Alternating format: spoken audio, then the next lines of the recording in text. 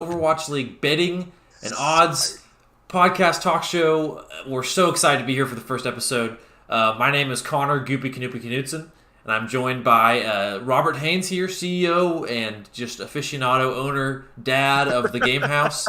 And we are super stoked to talk to you tonight about Overwatch League betting. Yeah. Before we get into it, let's kind of just introduce ourselves so the viewers know who we are. Rob, I'll let you go ahead and start us off. Who are you, and maybe what did you, how did you get into betting? What brought you to this podcast? Yeah, absolutely. Like you said, I'm Robert. I run a lot of the things over at Game Haus. And I like to consider myself at least a somewhat knowledgeable person on sports and esports. I've done a lot of sports betting in the past in Vegas, online. Done a lot of bets, mostly prop bets, to be honest, with friends and family over different things. We kind of noticed that there was a lack of shows in this kind of area. So we were like, well, let's do this. So Connor and I decided to get together, get this show together. It's going to be a 30-minute kind of just quick run through of some pretty interesting things that we think you guys should keep your eye out for. Yeah, I'll introduce myself. My name, like I said, is Connor Knutson. I'm a Overwatch writer over at the Game Haus. Spend a lot of time watching Overwatch in and around the esport, from the contenders level all the way up. So at least in that sense, I consider myself somewhat savvy in Overwatch League stuff. So similar to Robert, I come from a background where I was exposed to betting through sports betting. I love doing like over-unders for NBA teams for their win-losses for the season, stuff like that. So that got me into it from the start, and then combining that with Overwatch League, and there are sites now that offer Overwatch League betting. You'll see the ticker on the bottom of the screen here has lineup lines from BetDSI, which is an esports and the sports betting website. So like this is a thing in esports now, and it's kind of these two worlds colliding. And like Rob said, there's not really a show out there that covers esport betting, and definitely doesn't cover Overwatch League betting. So we wanted to be that show. We wanted to provide that for people who are interested in it, like me and Rob. So basically, I'll give a quick rundown of what the show's going to look like before we get into the actual episode itself. So what we'll be doing each week is we'll be going through for about the first, it's a 30-minute show. So for the first about 15 minutes or so, we're going to look at 3 picks from BetDSI based on their odds that you can make. We're going to escort the payload, as the podcast is called. And as we go through point A, we're going to give you the easiest pick. A pick that you can make, a safe bet. You're not going to make a bank on it, but you're probably not going to lose money either. So that'll be point A. We'll talk about that game. Point B will be a game that could go either way. It's probably going to be a close match, but one that you have an opportunity to make a little bit of money. You're not risking as much. Something you could bet on there. And then we'll get into point C, where the payload comes to its home in the upset of the week. The pick that you're going to make that could make you a lot of money. You might lose a bit because there's some risk involved. But if this is the one that if you're going to make an upset pick, if you've got a little extra cash and you want to make a big profit, this will be the game to pick. So that's kind of the first segment of the show. We'll be going through those. Rob, do you want to kind of break down what the second half of the show is going to look like? Gladly. Our second site or half of the show, we'll be talking about lineups. So for those of you who don't know, there's something called daily fantasy, and normally what you'll do is you'll pick a lineup and you'll set it. You'll pick the players based on how many different or how much money you have. Not you personally, but they'll give you basically a bank of like $30, and then they'll set player values accordingly, and then you pick the best that you can from those $30. Connor and I will each have a lineup for the week that we'll be telling you should definitely go take a look at this. We'll be using Draft Buff system right now. We really like what they're doing over there, and we think that it can be a really good place for you to kind of get your feet wet in daily fantasy. They've got some pretty interesting picks over there. I know Connor and I are going to be really excited to go over them here in a bit. Then we'll be going over the best value and the worst value that you could pick for that week.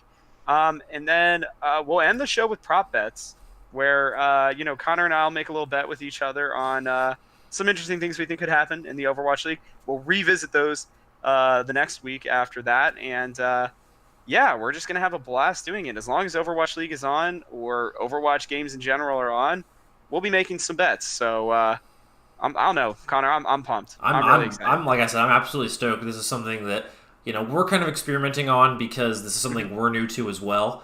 Something we also want to encourage is fan interaction. Draft Buff has a system that is free to play right now. You can go on and set your lineups. We'd love to maybe at the beginning of the week see what your lineup's going to be for that next Yes. week, and we'd Yes. love to kind of break it down and basically explain to you how our lineups are superior at the end of the day. So if you're interested in that kind of thing, definitely go to Draft Buff and get your lineup set there, and we'd love again to talk with you about those when the show rolls around. But without further ado, I think we just jump right into it, Rob. I think we go ahead and start escorting the Yeah. payload. Time's running out. Let's get to point A. So point A is gonna be like we said, the safer bet, right? It's gonna be the one that's gonna be easier for you guys to feel comfortable taking. Our point A game of the week is the Valiant at +224 versus the Shanghai Dragons at -333. For those of you who don't know, plus is normally the team that's expected to lose, minus is normally the team that's expected to win. Basically, if you put down money, so if we were to put down, even $5 on this game for the Shanghai Dragons, for example, sorry, let me pull this up here. Yeah. Your wins would be $1.50, right? Yeah. So what we're looking at is you picking the Shanghai Dragons this week. We think it's a pretty safe bet. Would you like to explain why, Connor? Yeah, I mean, so Shanghai's coming into this. They went 7-7 last stage, but this is a team that is better than that. Even I think this is this stage coming up. They actually have a really unique stage. They play two teams, the same two teams twice. They play the Valiant twice, and they play the Guangzhou Charge twice. Other than that, they play I think the Gladiators, Fusion, and the Rain, something like that. So Okay. they've got what's looking to be a pretty easy stage, coming off of a really tough first half of the season. Adding in Gomsu has obviously been a huge buff to the team. Huge. Their Huge. DPS have just been really, really performing in DDing and DM. Players like Youngjin are still great. You've got Geggery, the Frog Queen, in the team. So the Valiant, on the other hand, are in the middle of a rebuild right now. They just traded their Korean main tank to the Florida Mayhem. They picked up Fact Fiction, which is a former Houston Outlaws player, was on Mayhem Academy, as well as Shax, who's a Danish DPS. And then the third piece of that trade is fleeting my mind right now. But It was it McGravy? it was McGravy. That's exactly Okay, it. So there he's the we go. diva player. There we I don't know if McGravy or Shax are going to see a lot of playing time right now, but I anticipate Fact you know. Fiction is going to start. So this is his first Overwatch League game in a long time. He's integrating with a new roster he's only just newly been with. I think he's going to be good in the long run, but for this first game, I think this is a good, safe pick for Shanghai if you want to make a little bit of money. Maybe make some money to set up a more risky bet down the line even. So Exactly. Exactly. This is one that'll cover you a lot, honestly. I think Shanghai is pretty likely to win this game. Luckily, you're not betting on how close it's going to be. I do think that the Valiant probably take a map, but like you said, they're very much going to be integrating different parts. It was good for them to win a couple games last stage to kind of get that confidence up, but with those new parts and losing your arguably top 2 or 3 player in Fate, I think that Shanghai definitely has the edge here. Let's move it along to point B then. yeah, absolutely. Point B. Do you want to explain point B a little bit for them? Yeah, I can walk us through point B. So, imagine you're moving through a payload map. Maybe you win the first team fight pretty easily in this case. You're going to get to point B. You may have, you had a little bit better ult economy, but the other team also didn't use any ult, so maybe it starts to even out a little bit in point B. You have a more tightly contested fight. And what this perfectly exemplifies is the game between the Philadelphia Fusion and the Hangzhou Spark. This one, the Spark's at a -189, and the Fusion are at a +129. So the closer those numbers are to 100, the more tightly matched this game's going to be. But Philadelphia is the underdog here because they're the +129. So this is an opportunity where you can make some good money. Now, the Spark have looked good. I don't want to discount them at all, but so have the Fusion. I mean, the Fusion were in, obviously last season's Grand Finals matchup. This is a roster that is good, they're working out some consistencies, but they are a top team. So this is one that it'll probably be one of the best matches of the week, honestly. If you're not interested in betting and you just want to watch, this is a great match just to watch, honestly. but this is one that is going to be close. You can make a little money by betting on the slight underdog here. If you're going to do that in a match, we think this is the one to go with. Absolutely. Yeah. Absolutely. No, I was gonna say. I mean, I think it makes sense. You throw $10 down, you're making $12.29 or $12.90, excuse me. And I think that sets you up for a lot of other things. I think betting wise, this is pretty safe too, to a certain degree, because as you can see, both teams are relatively even. But I think, like you said, I think Philadelphia has a lot more to show us. And while they do have the Florida Mayhem game, sorry, Kate, that happen occasionally. They are a really good team, and I think while the Spark had a really nice showing, I mean, beating London in the playoffs was definitely not a one-time occurrence. I think that they definitely have the potential to do it, but I feel like Philadelphia is going to come out with a little bit of a fire under them. I think they've been working really hard over the break to kind of get back into the meta and really figure out all the issues that they've been having. And hopefully we'll see them, take that win. See Philadelphia versus everybody. Yeah. So, it's very likely to see them pull it out. Either way, I anticipate this being a 3-2 game. So throwing down, $10 on a game that's gonna be that close, you're almost taking a 50-50 chance at that point. So that's kind of where we anticipate point B going. So All right, that moves us to point C. All right, so that fight, you expended all of your ultimates. You managed to pull out the win in that team fight. But now you're weaving through point C, and you've used all your ultimates, but your enemy team has all 6. You are literally fighting up the steepest mountain possible. We've seen teams win these before. I mean, in San Francisco in the last finals on Blizzard World, Stage 2 playoff finals, came in down several ultimates to the Titans, and they still managed to win it. It was an unbelievable team fight. Similarly, we think the Los Angeles Gladiators have a chance to beat the Vancouver Titans, handing them their first regular season loss. Now, this is, again, an unlikely bet. The Titans, for example, are a minus 5,000.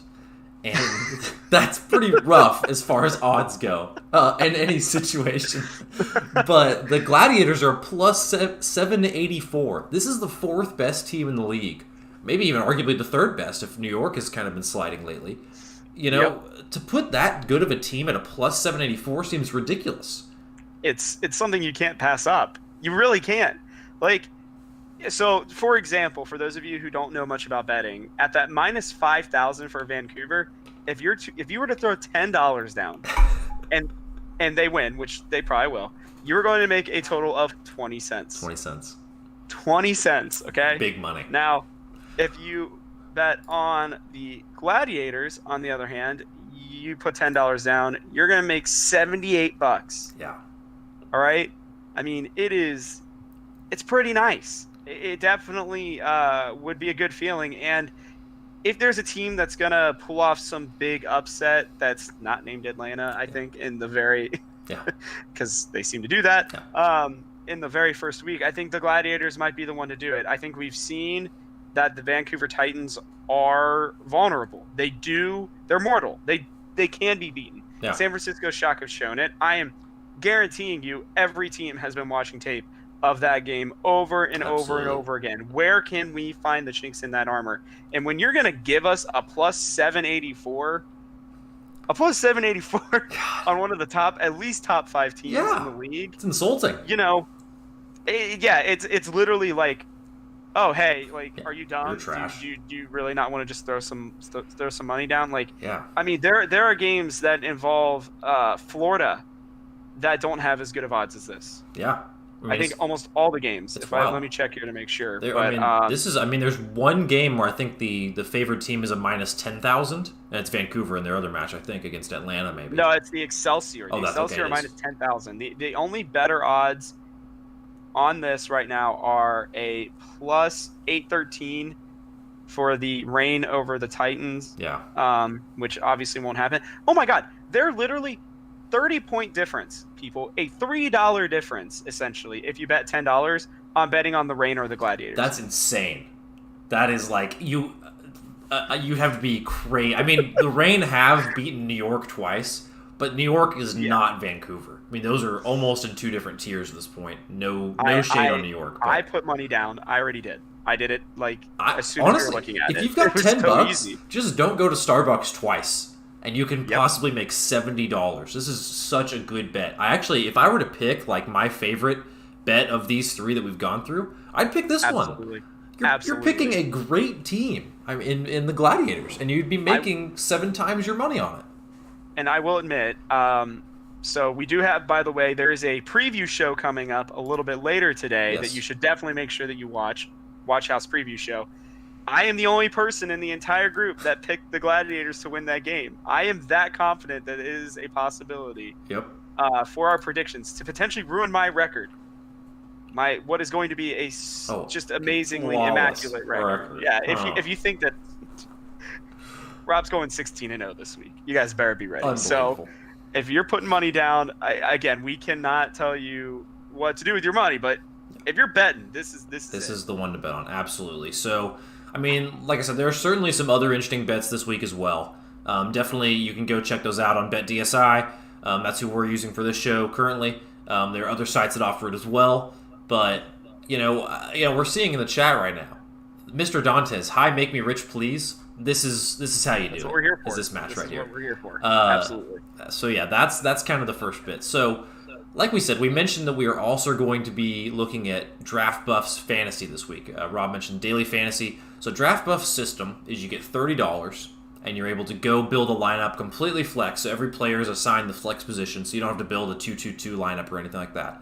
And you're building a lineup with 6 players on that list. So what we're going to walk through here, we're going to walk through each of our lineups, which are going to be on the screen here in just a second. And then we're going to talk about maybe some of the best and worst values across the board on this site right now, on DraftBuff, what they have assigned for player dollars, or however you want to say it. So here are Rob and I's lineups. All right. So as you can see, you guys still got the ticker going at the bottom. I'm on the right. Rob is on your left. Rob, kind of talk me through your lineup. How did you go about building this draft buff lineup for us? So when I realized I had $30 and I saw some of the players at the top having 9 and 8, I kind of realized, all right, I'm gonna really need to find the best value I can at the bottom, right? So I started at the bottom, and most of your $2 and $3 players pretty much are never gonna play. That's just how it is. You might be able to grab one that goes off for a game. They might, have a couple good matches. But I was looking for somebody who's a little bit more consistent, and I was willing to pay a little bit of extra for them. So I built it up, and I actually started with Sleepy. That was my first pick. I was pretty excited that he was $4. I'm like, he's going to get a ton of playing time with Washington. He's going to be kind of a big boon for them. So I think, now he's had time to integrate into the team. And now that they're starting to play better as a whole, I think that he will naturally play better. Then I kept going up, grabbed Fusions, because Fusions for $4, are you kidding me? Yeah. Are you kidding me? When most players, it's an average of $5 plus. Like, that felt like a steal for me. I ended up going Gesture at $5 too, which I was like, hell yes, this totally makes sense for me. Izayaki, and then I grabbed Fate. I had $7 left, and I was walking around through it, and I was like, okay, who's going to get a lot that works well with this point system? And I felt like Rascal was probably the best option there. So yeah, I'm pretty pumped about my lineup. It's clearly better than yours. Okay. That's all that really matters. Please. Yeah, I mean, if you'd like, I guess you can go through your lineup. Fine. Okay, so here's what I did. So I saw that, when you're going through and building your lineup, they'll give you like an average amount of money you have left per player when you're building it. So I wanted to stick as close to $5 per average as I could. So where you did a little bit more boom and bust than me, like you have 3 $4 players, 2 5, a 6, and a 7. I went a little bit more conservative, did 2 4s, 2 5s, and 2 6s. So my $4 players were players I saw as, like these are players who at their dollar amount are gonna get playing time and could, give me some good value. I had to go with Amang because he's the Giga Chad, the Yoda Chad of the Overwatch League, the best wrecking ball we've ever seen. We're in the presence of a god right now, so I had to get him. And then I also saw, like you, I saw value in Sleepy. with the Justice, I think he's got a lot of potential with Arc as well as in that support line with him. So I think as he continues to integrate, he'll get better and better and better. Also, stay tuned. He might just be on our show on Monday, so keep an eye out for that one. You heard it here first. Anyway, so moving up to $5, Kaio is the only flex support player under $6 on this list that gets consistent playing time. The only Zen on a player in that slot. So to me, it was a no-brainer. I had to get him. I'm also a big Hunters fan, as you can kind of see. Oh, yeah. And then Choi Oben, I mean, any player on the Shock is likely going to get a lot of points. That's a simple piece I did for that. I also think he's a really underrated diva, which is partially why he's at $5. And then, yeah, going up from there, Izzyaki at 6. We both had the same brain cell there. That's a great pick. Yep. I think the Valiant are contending more, now throughout the rest of the season. He's going to get more and more points. And then Johnny, arguably the best, at least one of the top 3 divas in the league right now. At $6 to me was just a steal. So. Oh, absolutely. I do think both our lineups legitimately are going to be really good, and the being in the presence of among is something we must do. So yeah, it's a blessing. Awesome. So we're running into the last few minutes of this show, so I want to make sure that we get to our best and our worst values. Connor, why don't you start with your worst value player? Who did you think just didn't add up for you? Yeah. I don't remember. You have to remember the exact dollar amount, but Bebe, I remember being $8. $8. So I mean, he is a flex support player. So you're getting the Zenyatta, effect with him basically. But Bebe, at league averages, if you look at his stats on OverwatchLeague.com, I mean, he's just so middle of the road as far as all statistics go. I think he's usually in the 20s or something for healing, and then damage is in the 50s. So he's a very kind of average Zenyatta across the league. Not that he's a bad player, but he's not a Violet or a Bedosian or anyone like that. So to see him at $8 kind of threw me off. I just didn't quite understand why. Maybe because the matchup versus the Fusion is going to go to 5 maps, and so they think he's going to get extended use. Maybe the guaranteed 5 map Philly. Yeah, so I don't know. I just couldn't see the value in that one personally. What about you, Rob? Yeah, for me it was Violet. Most expensive player out there, $9. Listen, Violet is an incredible player, and there's no doubt in my mind that he would bring you an immense amount of points. But if you kind of take what you're expecting that you're going to lose, right? I mean, he almost takes up a third of the value for your entire team. So for me, it was a pretty easy choice not to pick him because, I can get similar stats out of a combination of Izzyaki and, fusions as I would as I would for Violet, and the players that I'd have to end up going down to get near the bottom, I just don't know that I could get any value out of them at all because they just might not play. Yeah. So it wasn't worth the risk for me. I'd rather bank on getting points from maybe a little bit lower tier of players. But again, I mean, if you're a big risk taker, that guy will get you points. I guarantee you, he will absolutely probably lead the entire league in points too. Just so you know, real quickly, the way they do their system is you get 0.1 points for elimination, minus 0.1 for deaths. You get 0.001 points for damage and 0.001 points for healing. So it is a big focus to try to get those eliminations and keep people alive, which is why those Zenyatta flex supports are going to be able to get you a ton of points. That's your most desired position for sure. Absolutely. That kind of gets us into our best value of the week. I'll throw that back up there so you can just see it. But I think for me, it's tough. So I mean, I don't know how you can go away from Kaio at $5. I mean, it's the most inexpensive flex support you can get. The Hunters are traditionally not going to get just blown out of the water. They have especially close matchups this week. So I think Kaio's a great pick at $5. You can allocate more money elsewhere to get better players, but if you can, I mean, you're going to try and get as many Zenyatta players in your lineup as possible. So he seems like a logical good pick for me. What about you, Rob? Yeah, absolutely. I know we were discussing it before. I struggled a little bit with it, but I do think Izzyaki is up there. He's one of the best supports.